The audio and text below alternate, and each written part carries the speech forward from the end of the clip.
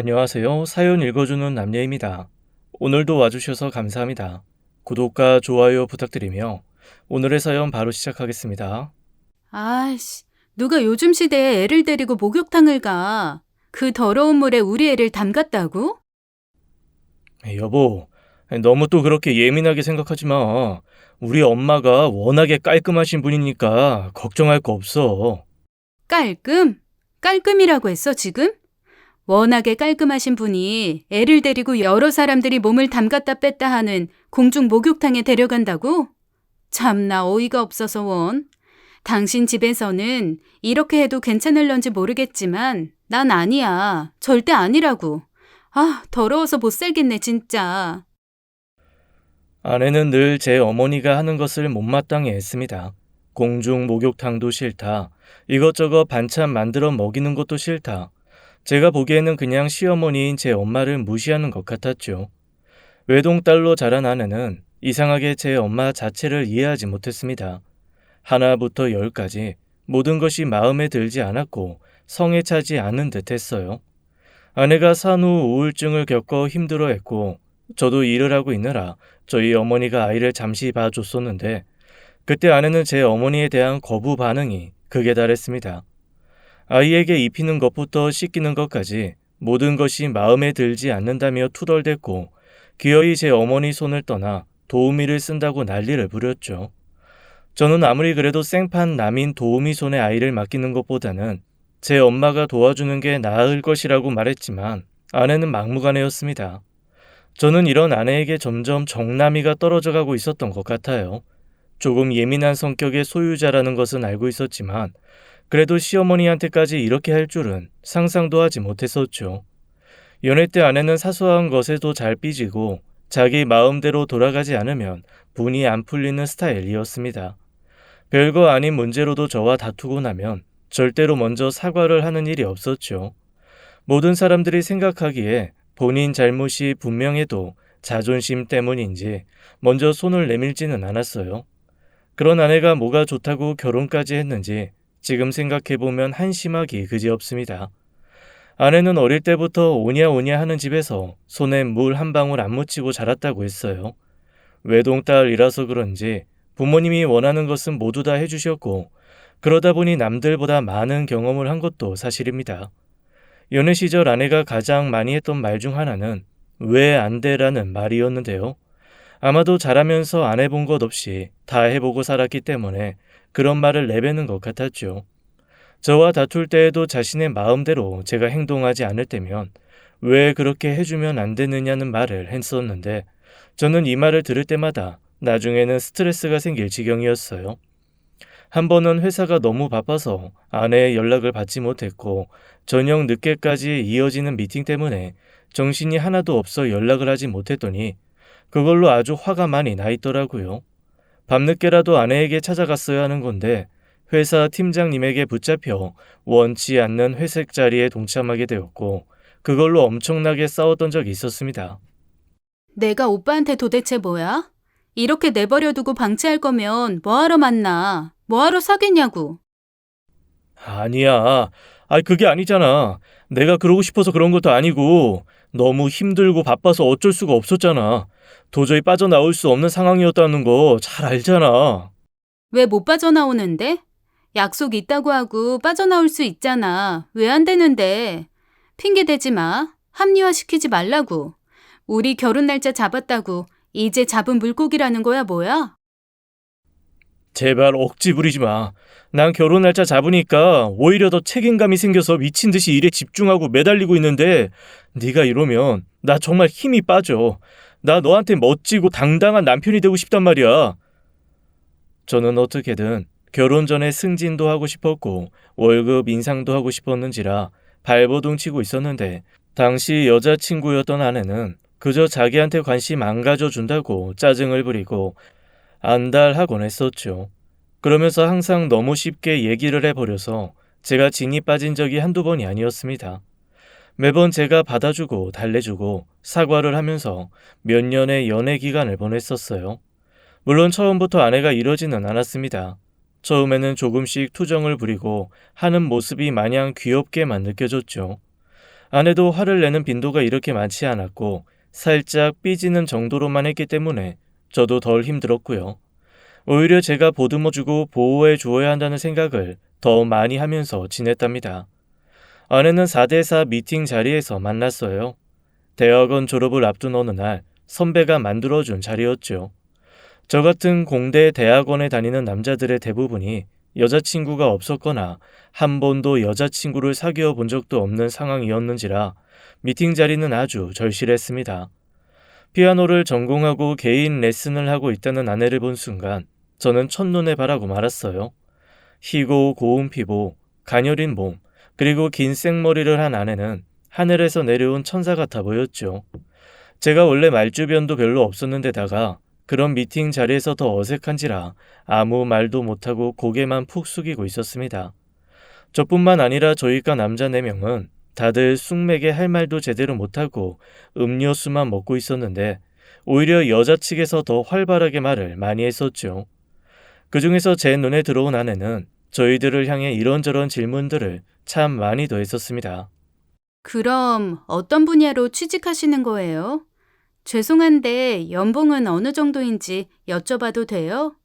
공대 남자들이 기술직이라 직장이 안정적이라고 하던데 진짜예요? 너무 궁금하다. 그게 저희는 컴퓨터 프로그램 쪽을 전공해서 그쪽으로 취업할 것 같아요. 제 옆에 이 친구는 박사 학위를 준비해서 연구 쪽으로 가고 싶다고 하고요. 세상에 안정적인 직장이 어디 있겠어요. 요즘 세상에는 공무원들도 위험하다고 하잖아요. 정말요? 그럼 직업도 안정적이지 않다는 말인가요? 어머나 세상에. 그럼 물려받을 거라도 많으셔야 할 텐데. 그래도 뭐 일반 업무보다는 전문성이 있으니까 좀 낫겠죠. 걱정 감사해요. 그때 아내의 표정은 몹시 실망한 듯 했습니다. 처음 만난 자리에서부터 앞날에 대해서 이야기를 한다는 것 자체가 쉽지 않은 일인데 그런 말부터 서스럼 없이 할 때 알아봤어야 했지 말이에요. 서먹서먹한 그 자리가 끝이 나고 저는 아내를 꼭 한번 다시 만나고 싶은 마음에 주선자에게 연락을 했고 결국 아내의 연락처를 얻게 되었습니다. 며칠 밤낮을 고민하다가 연락해봤는데 아내는 제 이름조차 모르고 있더군요. 바로 앞에 앉아있던 남자라고 설명을 하고 이런저런 말도 안 되는 이야기를 억지로 끌고 나갔더니 아내가 웃었습니다. 저한테 왜 연락하신 거예요? 저 다시 만나고 싶은 거예요? 그런 거죠. 저 마음에 들어요? 네? 그게 저... 내일 뭐 하세요? 저녁 7시 그때 미팅했던 그곳에서 만나죠. 됐죠? 속이 다 시원하죠? 네, 감사합니다. 정말 감사합니다. 바보같이 어물쩡거리던 저를 대신해 과거의 아내는 참 용기가 많은 사람이었어요. 그런 모습이 여태껏 제가 알던 여자들과 비교가 되었고 너무 보기 좋았습니다. 그녀와의 첫 데이트 날 나름대로 멋을 부린다고 부렸는데 그 모습이 귀여워 보였었나 봐요. 목을 한번 두르고 앞으로 꺼낸 목도리를 다시 메어주겠다고 하면서 제 목도리를 풀어헤친 그 순간 심장이 너무 쿵쾅대서 기절할 뻔했습니다. 재미있는 이야기 해주려고 전날 새벽 3시까지 여기저기 뒤적거렸었는데 그게 하나도 먹히지 않았고 오히려 그냥 이런저를 귀엽게 봐주었던 것 같아요. 그러니까 그녀는 제가 노력하는 모습 그 자체를 좋게 평가해 주었습니다. 나름대로 웃으면서 화기애애하게 첫 데이트가 끝이 났고 저는 그녀의 앞날이 무척 기대됐어요. 아직 시작도 하지 않았는데 마치 연인이라도 된 것처럼 그녀와의 데이트를 꿈꾸었죠. 하지만 그녀는 며칠 후 제게 현실을 직시해 주었습니다. 저보고 대뜸 부모님이 무슨 일을 하시냐고 물었고 재산은 얼마나 있는지도 물었죠. 재산은커녕 빚 갚느라 힘들게 살아오던 저희 집안 사정을 아주 조금 얘기했더니 저 같은 사람은 자신과 어울리지 않다고 말했습니다. 결국 저는 상처만 가득 안고 그녀와 연락이 끊어지는 듯했죠. 며칠간 그녀가 했던 말 때문에 밥도 잘 안 들어갔어요. 요즘 젊은 사람들이 다 이런다면 저는 아마 결혼도 하지 못할 것이라는 생각도 했습니다. 사람의 마음을 보기보다는 물질적인 것만 밝히는 그런 사람을 제가 마음에 두었다는 사실조차 너무 화가 났었죠. 그 후로 저는 대학원을 졸업하고 보란듯이 좋은 직장에 취업했습니다. 취업을 위해서 정말 못하는 영어 공부까지 해서 저만의 장점을 높였고 왠지 모르게 마음속에 그녀에 대한 복수심 같은 것도 있었던 것 같아요. 오히려 그때의 복수심 때문에 제가 더욱더 열심히 공부를 하고 취업을 하게 된 것 같기도 합니다. 아무튼 저는 남들이 부러워할 만한 전문 기업에 취직을 하게 되었고 그 후 여러 번의 소개팅을 했어요. 하지만 왠지 몇 년 전에 만난 그녀의 생각이 계속 떠올라 쉽게 다른 여자를 만날 수가 없었죠. 완전 속물인 것 같은 그녀를 제가 왜 그렇게 못 잊어 했을까 생각해보니 아마 제가 콩깍지가 씌었었나 봅니다. 밥맛 없다 생각하면서도 계속해서 생각이 나서 몇 번이나 그때 그 주선자에게 물어볼 정도였어요. 그리고 그때쯤 아는 형한테 그녀의 소식을 들었습니다. 그녀의 아버지가 갑자기 암 말기 판정을 받고 6개월 만에 돌아가셨다는 거예요. 장례식장에 다녀왔다면서 그녀에 대한 이야기를 해주는데 그 얘기를 듣고 마음이 아팠습니다. 걔 원래도 날씬했었잖아. 근데 어제 보니까 완전히 이쑤시개처럼 말라가지고 얼굴도 거칠하고 실신했다 깼다 난리도 아니더라고. 걔 엄마도 엄마인데 걔가 워낙에 외동딸로 귀하게 자랐잖아. 그래서 그런가 버티지를 못하는 것 같았어. 왜 그렇게 불쌍해 보이던지. 그 정도였어요? 하긴 갑자기 아빠가 돌아가셨으니 그럴만도 하죠. 아이 그리고 무슨 험악하게 생긴 남자들이 찾아와서 돈 내놓으라고 그런 말도 하더라. 사람들이 다 말리고 난리도 아니었잖아. 아빠가 사업하다 그렇게 되셨다는데 무슨 빚을 지셨나? 형, 거기 어디예요? 거기 장례식장 어디인지 알아요? 저 좀 알려주세요. 장례식장? 네가 알아서 뭐하게 해. 걔 몇 년 전에 한두 번밖에 안 만난 사이 아니야? 이 착해 빠져가지고는 찾아가려고? 일단 알려주세요. 그냥 알려줘 보세요. 귀엽고 그 형에게 장례식장 주소를 받았고 용기를 내어 다음날 장례식장으로 향했습니다. 제가 찾아갈 때 발인이 진행되고 있었는데 그녀는 매우 힘들어 보였어요. 엄마와 그녀가 바닥에 주저앉아 울고불고 하고 있었는데 그녀의 엄마는 실신을 하고 말았습니다. 사람들이 많이 모여서 그녀가 저를 알아보지는 못했지만 저는 왠지 그녀를 계속 봐온 것 같이 낯설지 않음을 느꼈어요. 힘없이 제대로 걷지지 못하는 그녀를 왠지 부축해주고 싶었고 그 예전 발랄하게 제게 쏘아붙이던 그 모습을 또 보고 싶었죠. 사람의 인연이 뭔데 대체 이런 감정까지 드는지 알 수 없었지만 그때 저는 그녀에게 특별한 감정을 느끼고 있었던 것 같아요. 그날 이후 며칠 동안 그녀의 생각에 잠 못 이루다가 결국 그녀가 일하는 곳으로 찾아갔습니다. 작은 오피스텔을 얻어 전문적으로 레슨을 하고 있다고 해서 그 주변을 서성이는데 그곳에서 나오던 그녀와 딱 마주쳤어요. 하지만 그녀는 저를 알아보지 못한 채 그대로 다른 길로 가버렸습니다. 저는 그런 그녀를 말없이 뒤에서 쳐다보고 있었는데 그녀가 그만 자동차가 오는 것을 보지 못하고 계속 거리를 거닐고 있었어요. 자동차도 빠른 속도로 오고 있던 그 상황에서 저도 모르게 달려가 그녀를 구해주었습니다. 괜찮아요? 경적 소리 못 들었어요? 왜 계속? 저 왜 구하셨어요? 왜요? 그냥 내버려 두시지. 그녀의 얼굴은 온통 눈물로 범벅이 되어 있었고 저는 이내 그녀가 일부러 차가 오는 길을 향해 갔다는 것을 알 수 있었죠. 멍한 얼굴로 눈물만 흘리고 있던 그녀를 보니 정말 가슴이 아팠습니다. 저도 알아보지 못했지만 그냥 사람에 대한 연민 같은 것이 생겨 제 눈가에도 눈물이 고였어요. 저는 그런 그녀를 일으켜 주변에 있던 상가 앞 계단에 앉혔고 계속해서 다 올 때까지 기다려 주었습니다. 한참이 지나 정신이 조금 든 그녀는 제게 고맙다고 말하며 그 자리를 떠나려 했고 저는 그때 제 신분을 밝혔어요. 저 기억 안 나세요? 미팅도 하시고 저랑 단둘이 만난 적도 있었는데. 네? 저랑요? 아, 혹시 그럼 그때 그 공대 대학원생? 맞죠? 네, 맞아요. 그 공대생 가난한 집 아들이 접니다. 어머나 세상에. 아니, 근데 지금 여기 어떻게 오신 거예요? 세상에, 전혀 몰랐어요. 전혀요. 그냥 우연히 이 근처에 왔다가 그쪽을 보고 무슨 일 있으세요? 왜? 저는 그냥 근처를 지나가다 발견한 것이라고 둘러댔습니다. 혹시라도 미리 알아내서 왔다고 하면 이상하게 생각할 수도 있으니까요. 그녀는 오히려 아주 오랜만에 만난 저를 보고 이런저런 이야기를 꺼냈죠.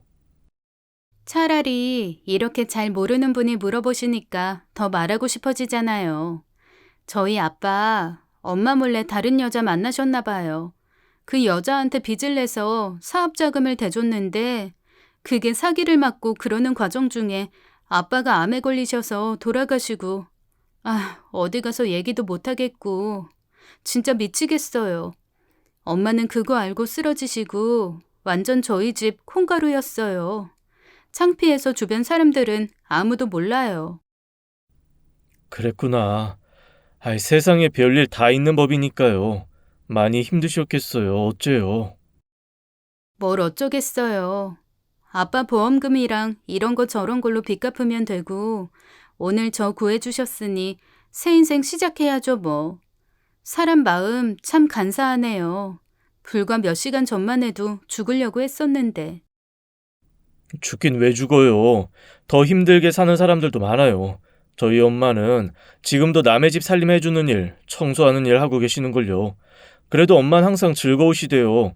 마음 먹기 나름인 것 같아요. 힘내세요. 그녀는 제게 고맙다는 마음의 표현을 했고, 저는 그날 이후 더더욱 그녀에게 관심을 가졌습니다.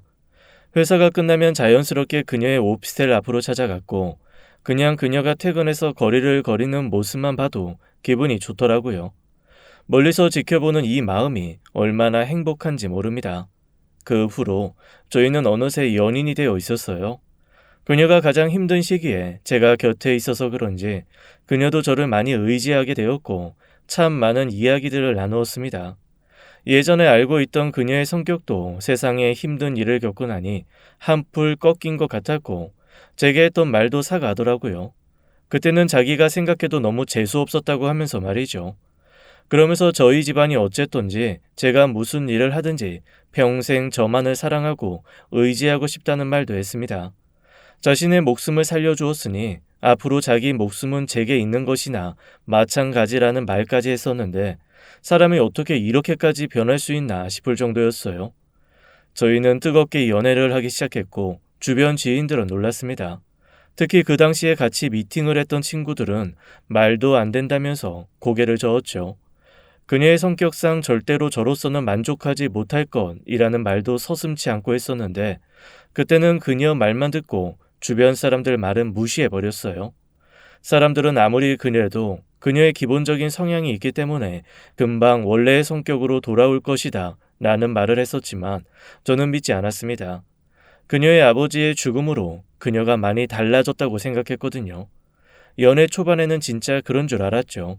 자신의 아버지가 진 빚은 사망보험금으로 모두 갚았지만 아빠가 불륜관계를 저지른 사람에 대해서는 용서하지 못한다고 해서 저까지 힘을 보태 동행한 적도 있었습니다. 때로는 화가 풀리지 않아 경찰에 신고를 하고 싶다고 해서 제가 먼저 아는 형을 통해 변호사를 소개받아 상담을 해본 적도 있었어요. 저는 그만큼 그녀를 위해 모든 것을 다 해주고 싶었습니다. 그녀의 아이를 가르치는 일을 했었는데 때때로 스트레스를 받는다며 제게 전화를 걸어 아이들과 학부모에 욕을 한 적도 많았고 그런 날이면 어김없이 술을 마시면서 목에 핏대를 세워가며 제게 하소연하기도 했죠. 저는 거의 들어주는 입장이었고 그녀는 항상 제게 쏟아내는 입장이었는데 그때까지만 해도 그게 별로 힘들지는 않았어요. 오히려 그런 그녀를 곁에서 지켜주고 보호해주고 싶다는 생각마저 들었답니다. 하지만 시간이 지날수록 그녀의 이런 부분은 심해지게 되었고 저 역시 회사 일이 바쁘다 보니 미처 신경 쓰지 못한 부분이 생겨 다툼이 자주 일어났죠. 아니, 오빠는 내 얘기가 말 같지가 않아? 어? 듣고 있는 거야? 내가 뭘 했어? 오늘 기분 더럽다고 했지? 그래, 다 들었어. 아까 얘기했잖아. 근데 오빠가 오늘은 회사 일이 좀 있어. 빠지면 안 되는 자리라서 시간 내리가 좀 그래. 내일 만나자, 우리. 어? 내일 오빠가 일찍 마치고 갈게. 내일 같은 소리 하네. 내일 아니라 지금 당장. 난 오늘 지금 당장이 화가 나는데 내일까지 어떻게 기다려? 오빠 정말 이럴 거야? 나보다 더 중요한 게 뭔데? 왜 안 되는 건데? 그녀는 이렇게 자신의 뜻대로 되지 않을 때에는 엄청나게 짜증을 부렸습니다. 미친 듯이 화를 내고 어떨 때는 제게 욕 비스무리한 것도 했었죠. 그때마다 저도 기분이 상하긴 했지만 그렇다고 광분한 그녀에게 화를 낼 수도 없었습니다. 차라리 그럴 때는 잠시 피해 있는 게 좋겠다고 생각해 그저 가만히 받아주다가 자리를 떠났었죠. 연애 기간이 길어지면서 몇 번 이런 상황이 반복되니 사실 저도 많이 힘들더군요. 처음에는 무조건 그녀와 결혼을 해야 한다고 생각했으나 점점 결혼에 대한 물음표가 생겼습니다. 평생 결혼해서 제게 이런 식으로 대할 수도 있겠다고 생각을 하니 한숨이 나오기도 했었죠. 하지만 또다시 그런 일이 일어났고 저는 한 번쯤은 정확하게 알려주어야 할 것 같아서 그녀에게 이별을 통보했었고 결국 저희는 약 한 달 동안이나 연락을 하지 않고 지냈습니다. 몇 번이나 그녀의 연습실 앞에서 서성이기도 했지만 저는 계속해서 그녀의 연락을 피했어요. 그런데 한 달쯤 지났을 무렵 그녀는 약을 먹고 응급실에 실려갔고 그 모습에 저는 그녀를 평생 지켜주어야겠다고 결심했습니다. 결국 저희는 결혼을 약속하게 되었고 그녀의 어머니께 인사를 드리러 갔어요. 단아한 외모와 고운 피부톤이 그 연세라고는 믿어지지 않을 만큼 동안이셨고 교양 있는 말투와 행동이 너무 보기 좋았습니다. 하지만 잠시 후 그녀의 어머니가 내뱉은 말은 몹시도 충격적이었죠. 자네 어머니가 무슨 일을 하신다고? 내가 혹시 잘못 알고 있는 건가 해서 물어보는 거네. 아, 네, 저희 어머니 건물 청소 일하고 계세요. 이전에는 도우미 일도 하셨었는데 지금은 안 하고 계시고요. 내가 정말 잘못 알고 있는 게 아니었구만. 세상에, 우리 딸 음대 나온 거 알지? 우리 집 양반이랑 나랑 얼마나 애지중지 키웠는지 모르네. 외동딸 하나 달랑 낳아서 온 세상을 다 줘도 아깝지 않을 정도로 키웠는데 청소하는 시모 밑으로 들어간다니 하늘이 고칼 노릇이구만. 내 딸이 하도 자네 없으면 죽겠다고 그런 말을 해서 내가 어쩔 수 없이 허락은 했다만 내 딸 기분 나쁘게 하거나 그러면 아주 자네 집안 알아서 하게. 알았나? 그녀 어머니의 기품이 있어 보이던 외모가 한순간에 나락으로 떨어져 보였습니다.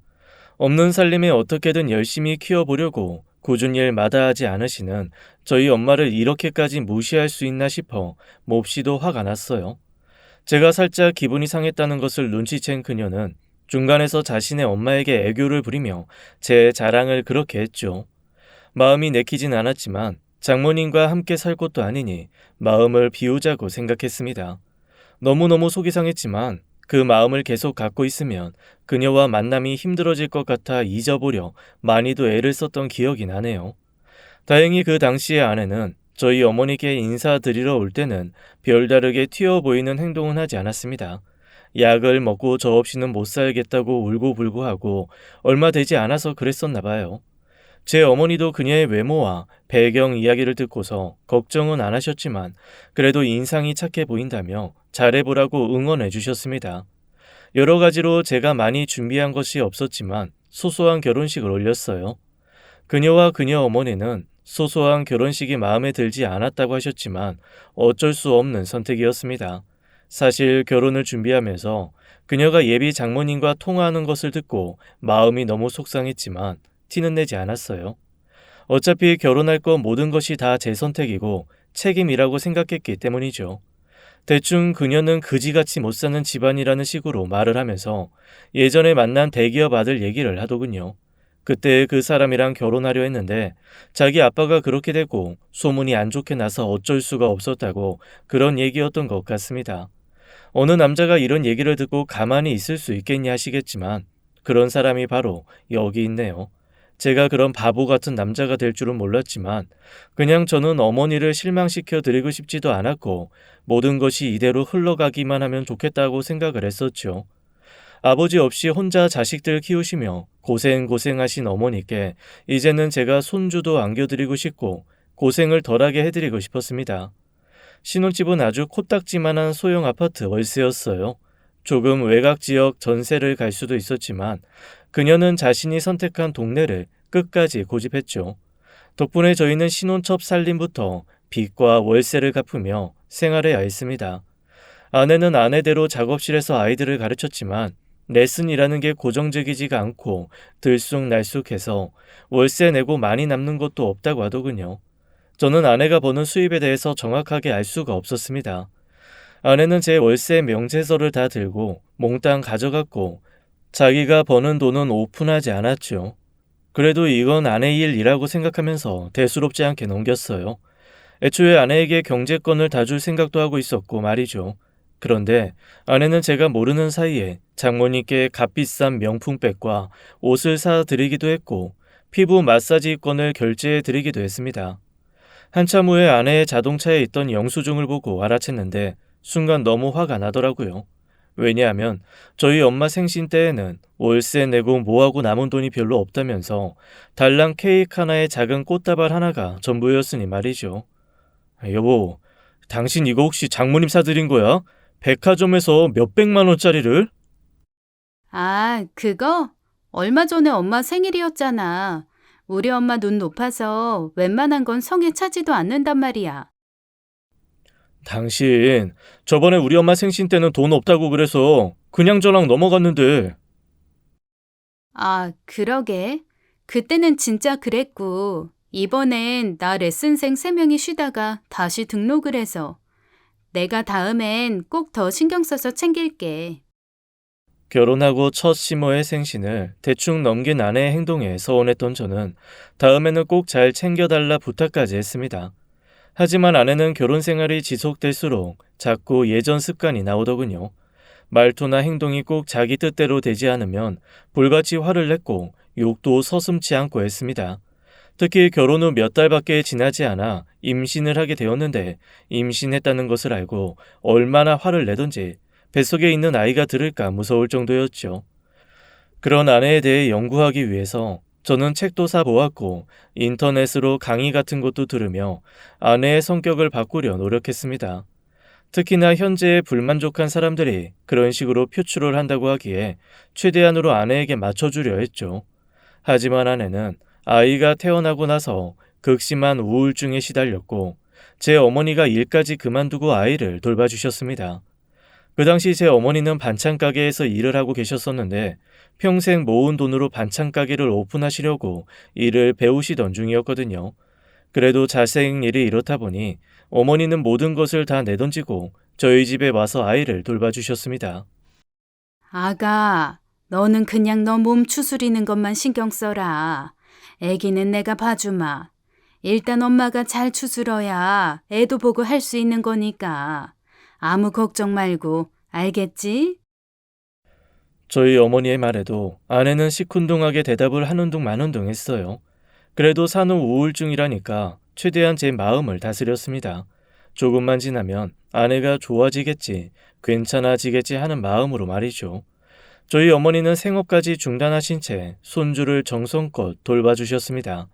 거의 집에 살다시피 하시면서 손주를 돌봐주는 것은 물론이고 집안 살림까지 도맡아서 해주셨어요. 아내는 모유도 잘 안 나온다는 이유로 쉽게 포기해버리고 분유를 타서 먹였었는데 젖병 소독하는 일마저도 어머니가 다 하셨습니다. 퇴근 후 집에 와보면 아내는 잠을 자고 있거나 소파에서 TV를 보며 과자 같은 것을 먹고 있었고 어머니는 아이를 포대기에 업고 저녁을 준비하는 모습이었어요. 매일 반복되는 이 모습에 화가 났던 저는 아내에게 한번 크게 화를 냈습니다. 당신 정말 너무한 거 아니야? 우리 엄마는 저렇게 뼈 빠지게 하고 있는데 가만히 앉아서 뭐해? 내가 오빠네 집 대 이어줬는데 내가 뭘 아무것도 안 해. 애 낳고 여자 몸이 얼마나 변하는 줄 오빠가 알기나 해? 세상 아무것도 하기 싫다고. 아무것도. 몸이 말을 안 듣는 걸 어째 그럼. 그래도 한운 신용이라도 해야지. 산후조리 끝난 지가 언젠데. 야, 우리 회사 여직원들은 아이 낳고 3개월 만에 복직해서 일하는 사람들도 많아. 아이고, 그러셔? 그럼 잘난 그런 여직원들하고 살지 왜 나랑 사냐? 어? 누군 편한 줄 알아? 어머님이 어머님 마음대로 우리 집 살림 만지시고 애기도 자기 마음대로 키우시는데 그럼 나는 뭐 마냥 편한 줄 아냐고. 뭐라고? 무슨 말을 그렇게 함부로 해? 너 정말 이럴 거야? 아내는 그야말로 막무가내였습니다.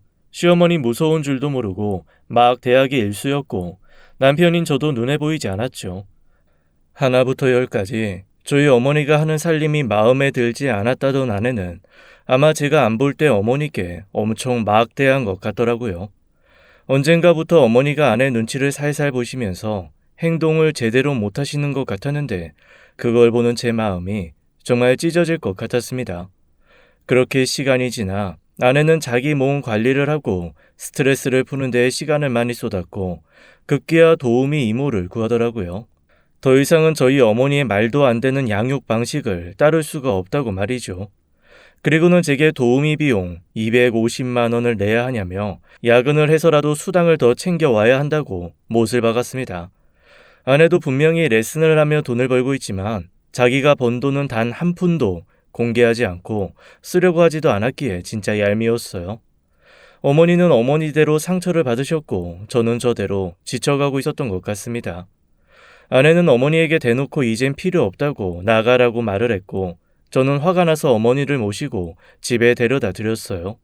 차 안에서 어머니는 이런저런 이야기를 하시며 눈물까지 보이셨는데 이때 저는 이혼을 한번 심각하게 생각해 보았습니다. 내가 다 부족해서 그렇지 뭐. 마음에 안 들었을 거야. 노인네가 하는 게 마음에 들 리가 있겠어? 나는 한다고 했는데 안사돈까지 집에 모시고 와서 이것저것 알려줄 정도니 내가 괜히 애기를 봐준다고 했나벼. 어머니, 그게 무슨 말씀이세요? 장모님도 집에 오셨었어요? 왜요? 애미가 뭐라고 했는데요? 말 좀 해보세요, 어머니. 네?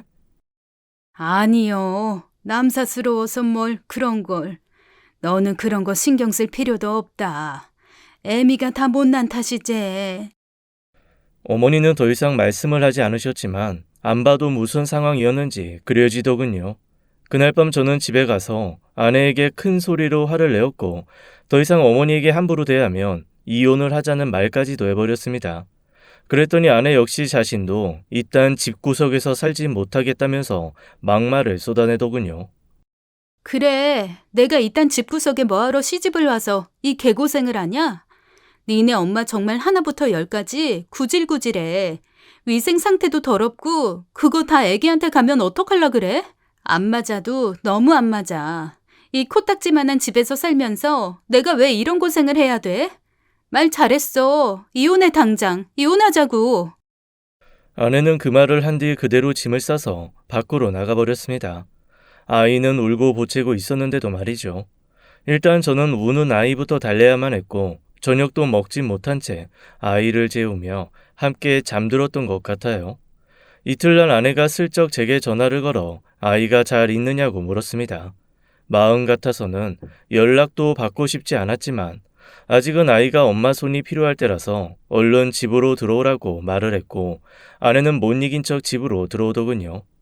그날 이후 저는 아내에 대해 예전같이 사랑하는 마음이 생기지 않았습니다. 사람이 한번 실망을 하게 되면 계속 실망을 한다고 하는 행동 하나하나가 눈에 보였죠. 무리를 해서 드린 도우미 이모님을 보고도 마음에 들지 않는다면서 하나하나 지적을 하면서 싫은 소리를 하니 결국 도우미 이모도 그만둔다고 나가버렸어요. 그 사이 어머니는 자신이 평생 모은 돈으로 작은 반찬 가게를 오픈하셨는데 오픈하자마자 꽤 손님이 많았나 봅니다. 워낙에 어머니 음식 솜씨가 좋았고 친절한 성격이시다 보니 금세 단골 손님이 생길 정도라고 하셨어요. 아내는 그래도 차라리 어머니가 집을 봐주실 때가 나았다면서 다시 어머니를 들어오자고 말했습니다. 그렇게 쫓아낼 때는 언제고 그런 식으로 말을 하는 아내가 너무나 속물처럼 보였어요. 어머니 반찬 가게를 운영하시며 주말이면 저희 집에 오셔서 아이를 봐주셨고 저희 보고 나가서 데이트도 하고 맛있는 것도 먹으라고 하셨습니다. 그렇게 고생을 하고 며느리한테 안 좋은 말을 들어도 기어코 집으로 오셔서 아이 봐주시는 어머니를 보니 제 눈가에는 또다시 눈물이 맺혔어요. 내리사랑이라는 말이 괜히 있는 게 아니라는 것도 알게 되었습니다. 얼마 후 아내는 웬일로 낮 시간대에 제 사무실로 찾아왔어요. 점심을 사달라는 말을 하며 실실 웃는 것이 무언가 제게 할 말이 있는 것처럼 보였습니다. 밥을 먹으며 제 눈치를 슬슬 보던 아내는 슬쩍 입을 열더군요. 저기, 여보, 나 다음 주에 여행 좀 다녀와도 돼? 하와이 티켓을 누가 싸게 줬는데 우리 엄마가 평생 꼭 가보고 싶던 곳이라서. 하와이? 그럼 꽤 시간이 걸릴 텐데 장모님이랑 하와이를 간다고? 응, 저기 친한 친구가 이거 완전 저렴하게 할 수 있다고 예약을 해준댔는데 날짜가 그렇게밖에 안 돼서. 근데 아직 아기가 너무 어려서 비행기 오래 타진 못할 텐데. 그럼 아직 안 돼. 오랜 시간 타면 애기도 힘들어하고. 그래서 말인데 어머님한테 애기 좀 봐달라고 하면 어때? 가게 며칠 쉬어도 되잖아. 내가 애기 보신값은 쳐드릴게. 아내는 뻔뻔하게도 어머니에게 아이를 맡기고 장모님과 단둘이 하와이 여행을 간다는 말을 하더군요. 예전에도 어머니가 아이를 봐주실 때 돈도 한 푼 안 주고 날로 먹으려고 하더니 이제는 하던 반찬 가게까지 문을 닫고 오라고 합니다. 너무 기가 막혀서 헛웃음이 그만 나왔고 아내에게 싫다는 의사를 확실하게 전달해 주었어요. 나중에 아이가 좀 더 크면 아이를 데리고 함께 가던가 아니면 제 휴가에 맞춰서 다 같이 가자고 말을 했죠. 크게 실망한 눈빛으로 저를 쳐다보던 아내는 밥을 먹다가 횡하니 가버렸습니다. 정말 이렇게 마음대로 하는 성격은 평생 고칠 수가 없나 봐요. 다음 날 어머니에게서 전화가 왔습니다. 다음 주에 아내가 여행을 가니 집에 오셔서 아이를 봐주신다고 하더군요. 너무 황당해서 여쭤보니 오전 일찍 아내가 전화를 걸어 사정사정을 했다고 했죠. 무슨 일이 있어도 꼭 가야 된다고 해서 가게까지 문 닫고 아이 봐주러 오신다고 했습니다. 너무 황당해서 어이가 없었지만 아내의 고집을 꺾을 수가 없었어요. 연애 때부터 그랬듯이 아내는 그날부터 콧노래까지 부르며 트렁크에 짐을 싸고 있었습니다. 화가 나서 말을 잘 안 하는 저를 제대로 본체 만취하는 아내는 주중에 하와이로 떠났죠. 저는 그때 화가 나서 공항까지 데려다 준다는 말도 하지 않았고 저희 둘은 별말 없이 일주일이 남은 시간을 떨어져 있게 되었습니다. 그런데 며칠 후 정말 황당한 일이 일어났어요. 고생하시는 어머니에게 맛있는 음식을 사드리려고 퇴근길에 백화점 지하 식당가에 들렸다가 그곳에서 식사를 하고 있는 장모님을 본 겁니다. 분명히 이 시간이면 장모님은 아내와 함께 하와이에 있으셔야 했는데 말이죠. 너무 황당하고 어이가 없어서 멍하니 장모님을 쳐다보고 있었는데 저를 보지 못하신 채 친구들과 웃으면서 휙 저쪽으로 지나가 버리셨어요. 정신을 차리고 보니 벌써 저만큼 지나간 장모님을 다시 붙잡아 여쭤볼 용기가 차마 나지 않았고 그 길로 아내의 개인 연습실로 향했어요. 그리고 난생 처음으로 아내의 연습실 비밀번호를 누르고 들어가 보았습니다. 비밀번호를 알려주진 않았지만 아내가 늘 고집하던 번호가 있었기에 2번 만에 열렸거든요. 마치 판도라의 상자가 열리듯 아내는 그 안에 낯선 남자와의 추억을 쌓아두고 있었습니다. 책상 서랍 속에는 핸드폰이 1개 더 있었고 그 안에는 그 남자와 아내의 사적인 영역들이 다 들어있더군요. 집에서는 볼 수 없던 행복한 웃음으로 그 남자 곁에 안겨 있었고 그걸 본 저는 온몸이 벌벌 떨렸습니다. 결국 저는 아내에게 철저히 이용당하고 있었던 것이었어요. 아내는 그저 매달 돈을 벌어다 주는 ATM 기계가 필요했던 모양입니다. 거기에 천사 같은 저희 어머니가 애 봐주고 살림까지 다 해주시니 세상 얼마나 편하겠습니까? 이틀 후에 아내가 귀국을 하면 모조리 다 엎어버리고 이혼을 할 생각을 하고 집으로 돌아가던 제게 청천벽력 같은 소식이 전해졌어요. 어머니가 교통사고가 나셨다는 소식이었습니다. 제가 퇴근이 갑자기 늦어지자 아이가 자고 있는 사이 급하게 밖에 있는 마트에 다녀오면서 길을 건너시다가 그만 사고가 났던 것이더군요. 아까 제가 백화점에서 장모님만 만나지 않았더라면 지금쯤 집에서 맛있는 음식을 함께하고 있었을 텐데 하는 생각이 드니까 솔직히 아내를 죽여버리고 싶은 마음까지 들었습니다. 아이를 데리고 어머니가 계신 병원에 있으면서 정말 많이 힘들었네요. 다행히 어머니 동생이신 이모가 오셔서 아이를 봐주시며 도와주셔서 얼마나 다행인지 모릅니다. 어머니의 상태는 생각보다 꽤 심하셨는데 연세가 많다 보니 수술을 받으신 이후에 회복이 잘 안 되어서 중환자실에 며칠 있어야 했었죠. 이틀 후 아내가 귀국했고 어머니의 사고 소식도 들었습니다. 당장에 병원으로 와야 했을 아내는 어머니가 계신 병원보다 집으로 와서 짐을 풀어 놓아야 한다고 하더군요. 새까맣게 탄 꼴을 보아하니 하와이에서 실컷 돌아다니고 놀았던 모양입니다. 저는 아내의 얼굴을 보고 별말 안 하고 옷만 갈아입고 병원으로 다시 향했고 잠시 후 아내도 자신의 차를 타고 병원으로 왔더군요. 어머나, 어머니 심하신 거야? 아직도 중환자실에 계시네. 도대체 어떻게 된 거야? 보면 몰라. 두 눈으로 보면 되잖아, 당신이. 왜 화를 내? 내가 지금 걱정돼서 하는 말이잖아. 사람이 내 얼굴도 제대로 안 보고 연락도 잘 안 받고 도대체 뭐 하는 거야? 참나. 나 지금 다른 곳에 신경 쓰고 싶지 않아. 그러니까 나중에 얘기하자. 나도 당신한테 할 말 있으니까. 아내는 제 눈치를 슬슬 살피면서 병원방 로비에서 기다리고 있었습니다.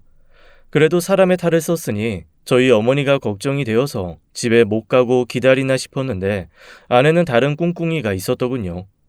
제가 잠시 밖으로 나오니 쪼르르 따라 나와 제 팔짱을 끼며 말했습니다. 저기, 자기야.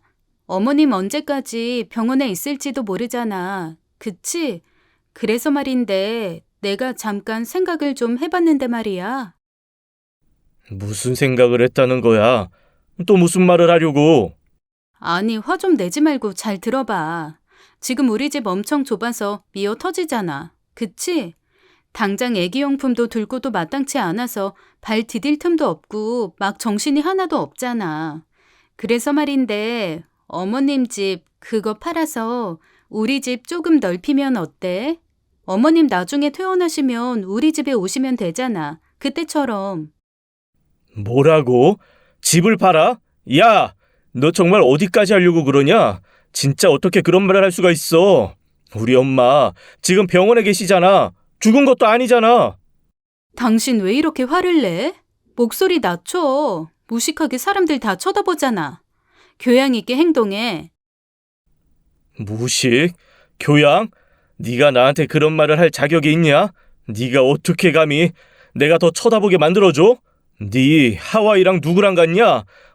똑바로 말해? 어머머, 당신 미쳤어? 왜 이래?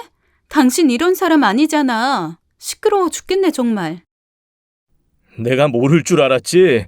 우리 엄마랑 나 이런 식으로 조롱하고 뒤에서 무슨 짓을 하고 다니는 거야? 니네 엄마랑 너랑 둘이 짜고 감히 우리를 속여? 얼마나 우리 집을 무시했으면 이딴 식으로 행동하냐? 너 다른 놈이랑 신나게 놀고 불륜 저지른 거 내가 다 갖고 있어. 기대해 너 어떻게 되는지. 뭐? 내 연습실 들어갔었니? 너 내가 무단 침입죄로 신고할 거야. 왜 남의 연습실에 몰래 쳐들어가? 누구한테 허락받고 들어간 거야? 경찰에 고소할 거라고. 그래 고소해라. 네 남편 고소해. 그리고 다 끝내자. 다 끝내. 나도 이제 가만히 안 있을 거야. 네가 어떤 사람이고 어떻게 살아가는지 다 까발릴 거니까 기대하라고. 아내는 제 말에 불같이 화를 내며 벌떡 일어나 병원에서 빠져나갔습니다. 저는 참을 수 없는 분노가 일어나 밖으로 나가 소리를 막 질렀어요. 악을 쓰며 발을 동동 몇 번 굴렀더니 조금 속이 나아지는 것 같기도 했죠. 어떻게 이런 여자를 만나서 이런 취급을 당하게 되다니 제가 이런 꼴이 될 줄 상상이나 했겠습니까? 저는 그저 어머니께 효도하고 안정적인 가정 이루며 소소한 행복을 누리며 살아가고 싶은 마음, 그게 전부였는데 말이죠. 잠시 후 병실로 가보니 이모가 제게 몇 가지의 말을 더해 주었습니다. 아이고, 불쌍한 우리 언니. 네 엄마가 얼마나 고생한 줄 알아? 어디 남 부끄러워서 남한테는 말도 못하고. 왜요, 이모? 아니, 무슨 일 있었어요? 애미가 아주 니네 엄마 못 잡아먹어서 안달이었나 보더라. 애기 봐준다고 그 집에 들어간다고 할 때부터 내가 알아봤어야 하는 건데 원. 반찬 가게 할 때도 공짜로 이것저것 반찬 싸가서 남들 나눠주고 그거 보고 또 맛없다고 지랄지랄 했나 봐. 아주 그 앙큼한 년이 가정교육을 어디 똥으로 받았나. 내가 아주 한 번 만나면 가만 안 둘라고 했어. 네? 죄송해요, 이모. 어쩌다 제가 이런 여자를 만나서 어머니 마음만 아프게 해드린 건지. 그래도 절대로 너한테 티내지 말라고 사정을 하더라. 그게 애미란다. 애미들은 그래야 돼. 지 애기 맡겨놓고 해외여행이나 다니고 애한테는 관심도 없고 그런 년은 애미도 아니야. 이모, 다 알아요. 저 이혼할 거예요. 우리 어머니 깨어나시면 저 어머니 모시고 진짜 효도하면서 행복하게 살 거예요, 이모. 이모의 말에 저는 더더욱 이혼에 대한 확고한 마음이 들었어요. 그리고 그날 밤 어머니의 상태는 점점 호전이 되었고 다음날 의사 선생님을 만나 일반 병실로 옮길 수 있을 것이라는 희망적인 이야기도 듣게 되었습니다. 조금씩 계속 좋아지는 어머니의 모습을 보니 그렇게 기쁠 수가 없더라고요. 어머니는 이틀 후 일반 병실로 옮길 수 있게 되었고 저와 이모 그리고 손주도 다 알아보셨습니다. 저는 그 사이 친구에게 소개를 받아 이혼 전문 변호사와 상담 예약을 잡았고 아내와의 마지막을 준비했어요. 그리고 다음 날 장모님이 병원에 찾아오셨고 제가 이상한 사람이라며 핀잔을 주었습니다. 내가 다 얘기 들었네. 자네 우리 딸을 뭐 이상한 사람으로 취급한다던데 사실인가? 내가 자네한테 내 딸을 왜 줬겠나? 없는 집에 치질이도 궁상 맞은 엄마 밑에서 자란 자네를 딸랑 하나 착한 거 보고 줬더니만 이제 와서 내 딸을 뭐 어째? 이혼? 이혼해도 우리가 해. 자네 같은 주제에 아주 가지가지 하는구만. 장모님, 무슨 소리를 어떻게 들으셨는지 모르겠는데요. 시어머니 조롱하고 무시하고 무슨 파출부 대하듯이 대하는 아내랑 제가 계속 살아야 되나요? 그것만 하면 다행이게요. 남자랑 아주 더럽게 불륜을 저지르고도 애도 나 몰라라는 여자를 제가 왜 같이 살아야 하나요? 제가 왜요? 장모님이랑 같이 갔다던 하와이 여행도 그놈이랑 같이 간 거 맞죠? 남자가 제대로 구실을 했으면 여자가 왜 그러겠나? 소심하게 재미가 없으니 잠시 눈을 돌릴 수도 있는 거지. 그게 뭐 다 우리 딸 잘못만 있는 줄 아나? 오죽 인생이 재미없으면 오죽 자네랑 사는 게 그지 같았으면 그러겠나? 우리 딸은 어려서부터 부모가 최선을 다해서 즐겁게 해줘서 자네같이 지루한 놈하고는 힘든 법이네. 네, 한마디로 저 같은 놈은 돈 벌어다 주는 기계고 재미는 다른 데 가서 본다 이거네요. 이제야 제대로 알려주셔서 감사합니다. 이런 여자인 거 제가 주변에 똑똑히 알려줄게요. 그래야 두 번 다시 저처럼 멍청하게 당하는 사람이 없죠. 우리 어머니에 있는 병실에 당신 같은 사람 오는 거 정말 경멸하니까 당장 돌아가세요. 당장 두 번 다시 이 근처에 얼씬도 마세요. 말도 안 되는 황당한 장모의 말에 내쫓듯이 밖으로 나가게 해버렸습니다. 옆에 있던 이모도 얼마나 황당한지 제대로 말도 못하시고 입만 쩍 벌리고 계시더군요. 누워서 이 상황을 지켜보신 어머니는 그저 눈물만 흘리신 채 아무 말씀도 하지 못하셨습니다. 저는 그렇게 그녀와의 정리를 시작했어요. 그녀가 불륜을 저지른 증거들을 모아서 내밀었고 어머니가 아이를 봐주시는 동안에 제대로 된 급여도 지급하지 않은 것도 이혼 사유가 된다고 하셨습니다. 이혼 과정 중에서 알게 된 건데 어머니의 핸드폰 속에 아내가 아내를 조롱하는 문자도 상당수 있었어요. 더럽다는 둥, 아이가 병에 걸릴까 두렵다는 둥, 싸구려 집안처럼 촌스럽게 만들려고 작정했냐는 둥 문자들을 보았을 때 다시 한번 분노가 치밀어 올랐습니다. 아내는 제가 이혼 소장을 보내자 자신도 황당하다고 하면서 제가 무단 침입으로 자신의 연습실에 들어간 것을 고소했고 불륜에 대한 현장 증거가 없다면서 오리발을 내밀더군요. 하지만 요즘 관통죄가 없어졌다 해도 현장을 덮친 영상이나 사진이 없다고 해도 충분히 그럴 유추가 되는 대화 내용을 듣고도 불륜이 인정된다는 판결을 받았죠. 또한 아내의 연습실에 들어간 곳도 제가 비밀번호를 알고 부부 사이이기 때문에 제가 되지 않는다고 했습니다. 여러모로 황당하고 또 복잡했던 이혼은 모두 제가 유리한 방향으로 흘러갔고 그러는 사이 어머니의 건강도 조금씩 회복이 되셨어요.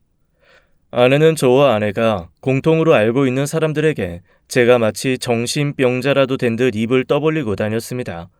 자신은 잘못이 하나도 없고 오로지 제가 의처증에 걸려서 미치고 날뛰었다고 하더군요. 하도 황당한 소문을 떠벌리고 다닌 아내 덕분에 주변인들은 이혼 사유에 대해 아주 정확하게 알게 되었습니다. 저는 가만히 있었는데 아내가 떠벌리고 다닌 말 때문에 오히려 자신의 무덤을 판 격이 돼버리고 말았죠. 예전 성격 그대로 전혀 참을성도 없고 자기 마음대로. 이혼 가정 중에 알게 된 또 다른 진실 하나는 아내의 불륜남에 대해서였어요.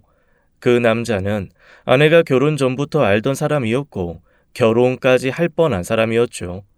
의사라는 직업을 가지고 가정도 꾸린 사람이었는데 제 아내와 다시 재회하고 난 후 만남을 이어갔다고 제게 고백했습니다.